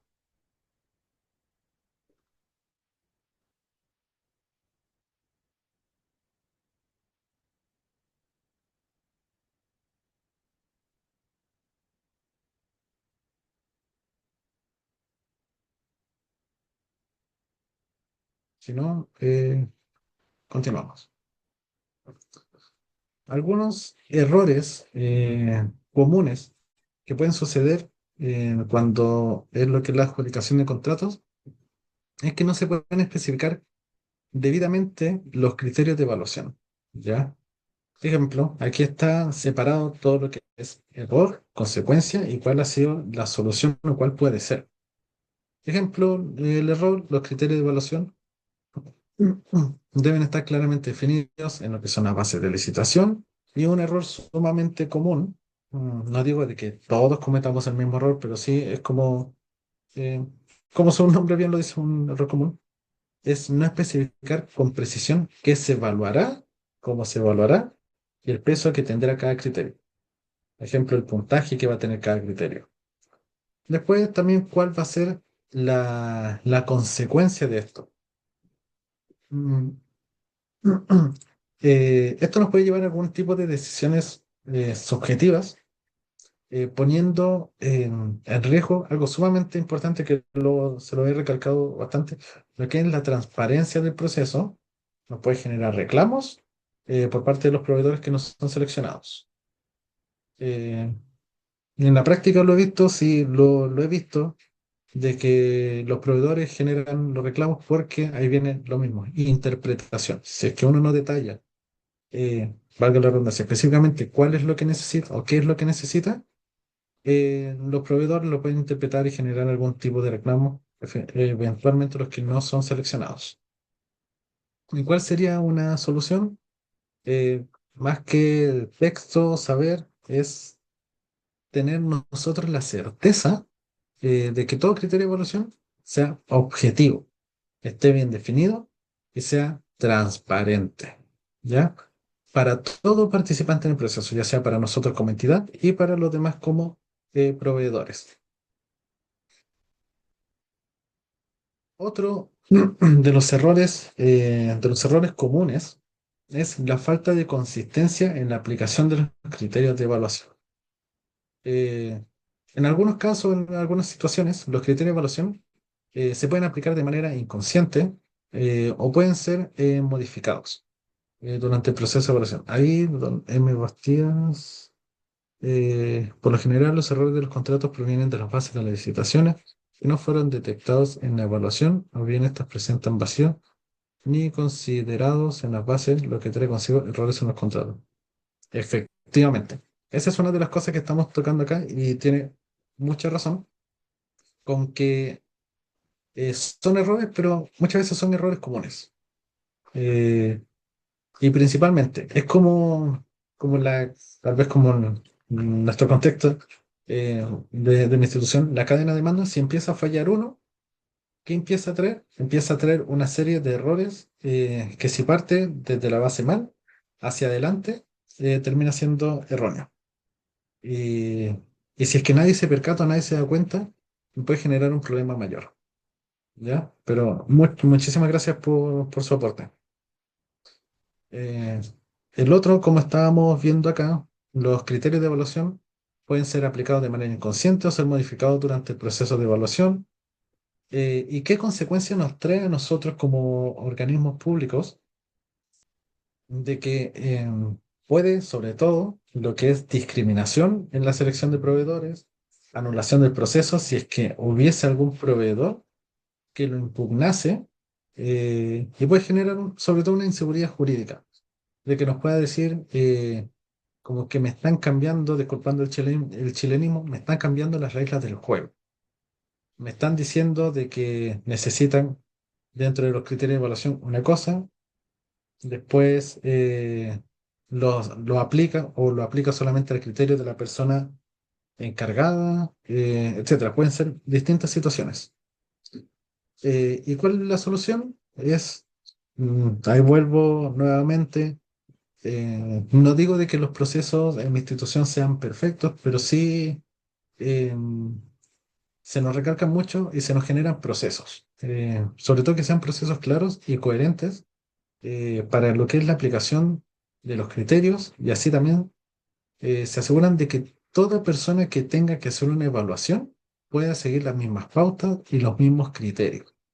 Ejemplo, voy a tomar a alguien de ejemplo, permiso, a ver, don, don Marcelo, permiso, don Marcelo, lo voy a tomar de ejemplo un momentito.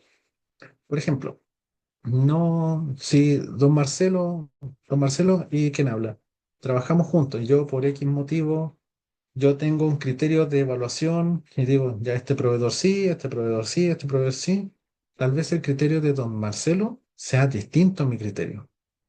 Si es que yo no lo veo, tal vez don Marcelo tenga otro criterio. Y para eso es que es importante tener el proceso claro de que indistintamente, como todos somos distintos, eh, don Marcelo puede seguir un mismo criterio y yo también puedo seguir un mismo criterio, en base al mismo proceso para ser coherentes. Y así evitar de que el proceso sea impugnado, de que, o sea, perdón, de que el proceso sea anulado por medio de una impugnación, de que haya un reclamo, evitar sobre todo vacíos legales, etcétera. Otro también común es una evaluación incorrecta a las ofertas, ¿ya? Bueno, principalmente que las ofertas son evaluadas en función de criterios que no estaban especificados en las bases de licitación o que en su momento pudieron haber sido modificados sin justificarse previamente o sin su debida justificación. ¿Cuál es una consecuencia de que puede resultar en una adjudicación errónea, sobre todo, o en descalificación injustificada, eh, dando lugar a reclamos, litigios, anulaciones sobre todo? Y un punto también muy importante es que me genera eh, un retraso en el requerimiento que yo necesito o en lo que yo necesito, sea un servicio, un bien, etcétera. Y ahí viene como una solución en el que toda oferta tiene que ser evaluada estrictamente según los criterios que se establecen en las fases. No puedo modificar o realizar adaptaciones durante el proceso de evaluación. Y si es que en la práctica se realizaran, deben estar debidamente justificados. Porque si es que no lo justifico, me pueden colocar, lo mismo que les comentaba, en tela de juicio. Eh, Aún así, hoy en día se nos pueden dar otros tipos de errores que están, bueno, otros tipos de errores que puede ser una descalificación injustificada de los proveedores. Eh, Descartarlo porque, por dar un ejemplo hipotético, no me gustó el nombre del proveedor, no me gustó el logo de la empresa, no me gustó la razón social, no me gustó, etcétera, etcétera, etcétera. Pueden ser eh, lo que es descalificación injustificada. Don Fernando dice, en esos casos la licitación deberá ser revocada efectivamente. ¿Y ahí qué me genera? Me genera una demora en todo el proceso. Y ahí me va trayendo, bueno, básicamente distintas consecuencias. También a pesar de que hoy en día se le da mucho énfasis a la transparencia, eh, aún así pueden ocurrir algunas situaciones donde sea cuestionada.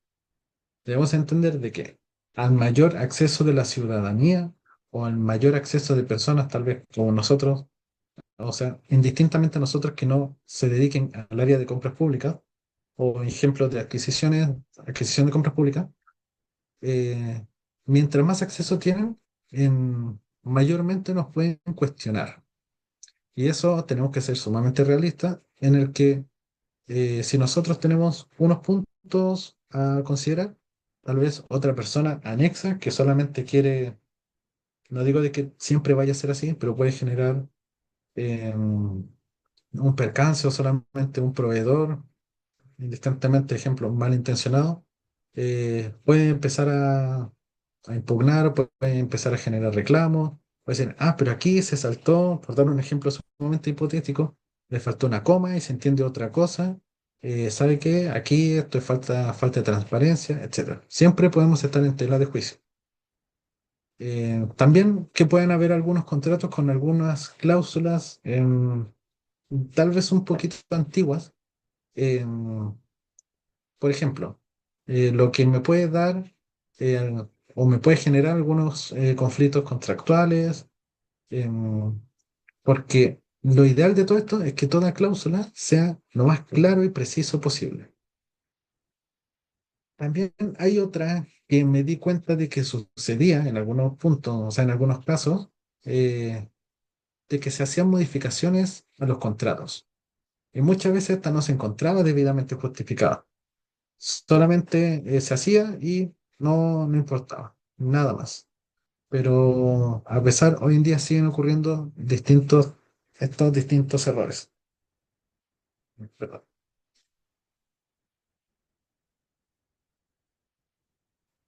Eh, Dentro de lo que son las jurisprudencia en las compras públicas, eh, hoy en día ya con las actualizaciones se establecen algunos principios clave.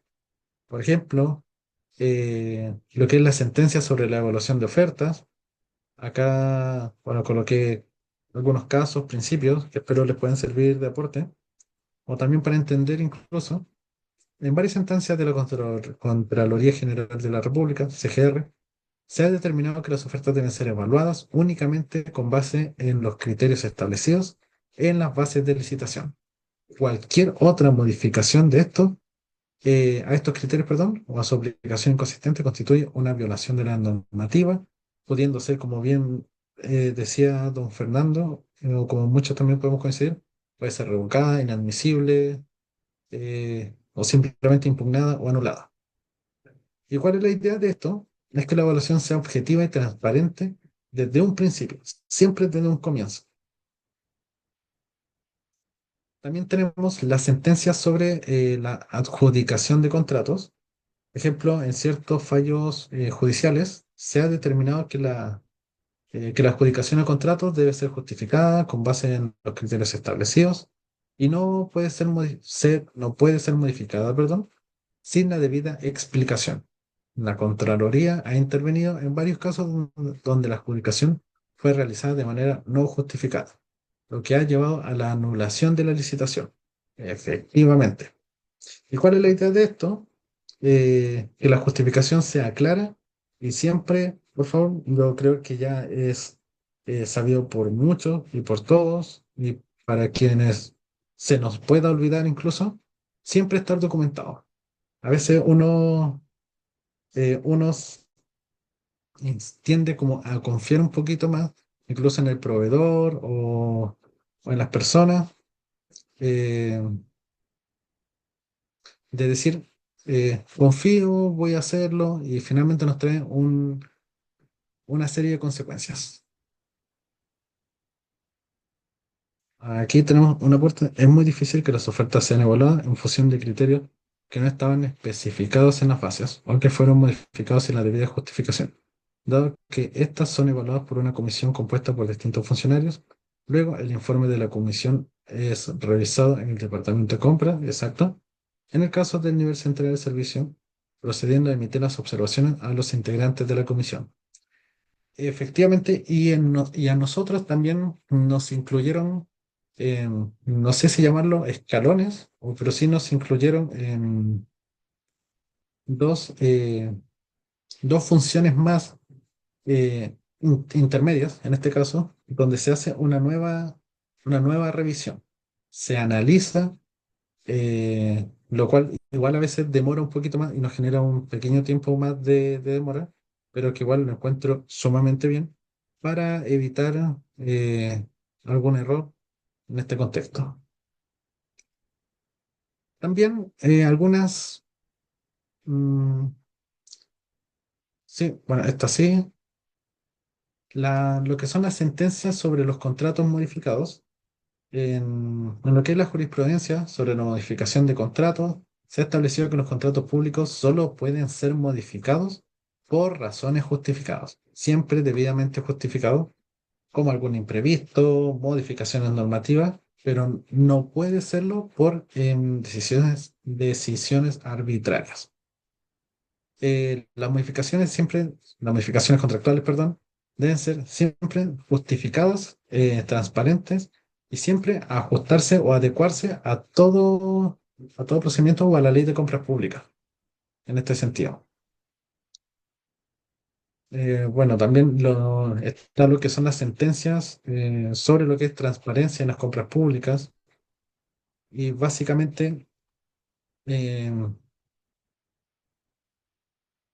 eh, básicamente a eso quería hacer referencia. eh, Perdón, hacer referencia a lo que es la normativa, o lo que es actualización de lo que es compras públicas. Bueno, visualizando la hora, son las 16:56. eh, para comentarles, bueno, en un comienzo, eh, esta es nuestra última clase sincrónica, como bien mencionó don Oscar. Las clases asincrónicas son hasta el día 7 de noviembre, si es que mal no recuerdo. Em, Por ende, bueno, también si es que alguien tiene alguna duda, alguna pregunta, alguna orientación, algo que les pueda aportar o ayudar, o que podamos intercambiar experiencias, sin ningún problema. mm, No hay esta presentación con algunas respectivas bibliografías, etcétera, etcétera, lo pueden hacer. Eh, por ejemplo, para contextualizarlos tal vez en lo que es la evaluación, perdón, aquí antes que se me vaya, bueno, lo que son también las referencias bibliográficas van a quedar aquí. Lo que son las referencias bibliográficas, perdón, tienen aquí el extracto de todo lo que se fue o todo lo que fui obteniendo información. Si bien podemos entender de que son varias, son muchos lugares, eh, son muchos, sobre todo, básicamente casi todo responde a Chile Compra o la Contraloría General de la República, algunos libros o dictámenes que también he visto y también me parece que se encuentran y si es que no, voy a pedir la autorización a Don Oscar para poder subírsela, si es que se me escapó algo. Em, y ahí, bueno, alguna duda, pregunta, consulta, em, crítica constructiva, destructiva, todo lo que ustedes quisieran hacer presente, sois todo oídos, eh, los puedo escuchar.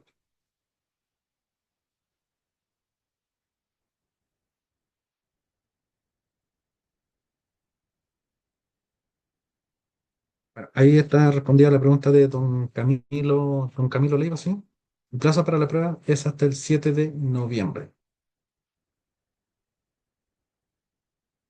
En base a eso, ¿alguna pregunta, duda, orientación, algo,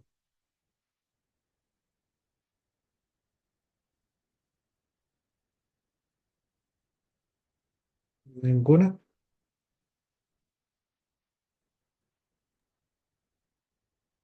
Respecto a la pregunta, don José, ¿de cuándo comienza la clase sincrónica? Ustedes pueden ingresar a plataforma desde ya para poder ver, eh, recabar información con respecto a lo que vieron ahora con don José Falconi, más la lectura que tienen de estos mismos PPT, más obviamente toda la situación que tiene alternativa don José por esta plataforma. Así que desde ya pueden ingresar. Correcto. Muchas gracias, don Oscar. Ahí espero le haya quedado respondida la pregunta a don Fernando. Así que, bueno, voy a dejar de compartir un momento. Ahí está.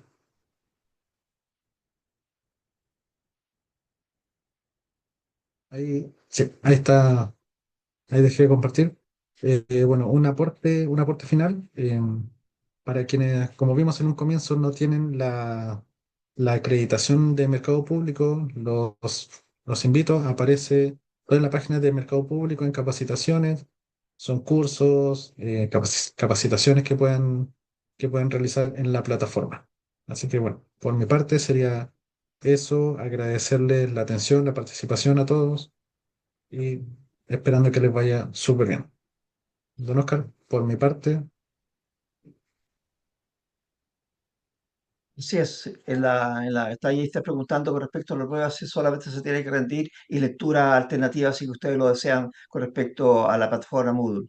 Y nos resta solamente agradecer la predisposición que tuvieron, una alta, en alta asistencia de este curso y le agradecemos sobremanera el tiempo que ustedes tuvieron para esto y para que también puedan ser mejores en vuestro trabajo y que este curso hubiese aportado los conocimientos. Muchas gracias a cada uno, a cada una de ustedes. Hasta luego. Igualmente, por ustedes. Chao, chao. muchísimas gracias. Hasta luego.